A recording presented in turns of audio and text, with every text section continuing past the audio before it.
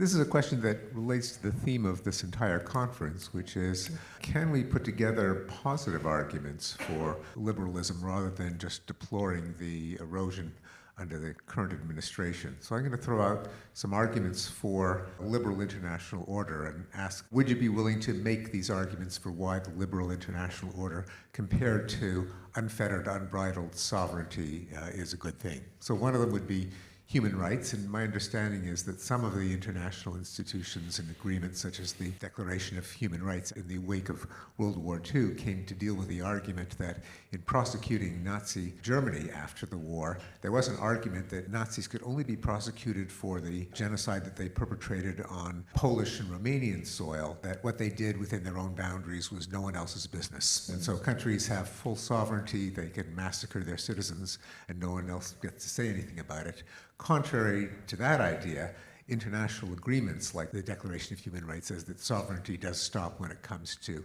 human rights, which are a global interest. That's one argument. Another one would be that just as in becoming a citizen of a country, we agree to sacrifice a certain amount of our own autonomy, our own sovereignty, if you will, in order to be free of the depredations of others. That's the basic social contract. I sacrifice my freedom to lie, to cheat, to rob, to steal, to murder, because on average, I'm better off if everyone else sacrifices their right to rob, steal, cheat, murder, and so on, and that therefore it's in the interests of sovereign states to sacrifice some of their sovereignty if everyone else agrees to sacrifice it as well for the benefit of the entire community of nation states. Now, a third one, if you ask the question of what the effect of globalization has been on inequality, it has massively reduced it at the international level. The Gini index for the world as a whole has gone way down simply because poor countries have gotten richer faster than rich countries,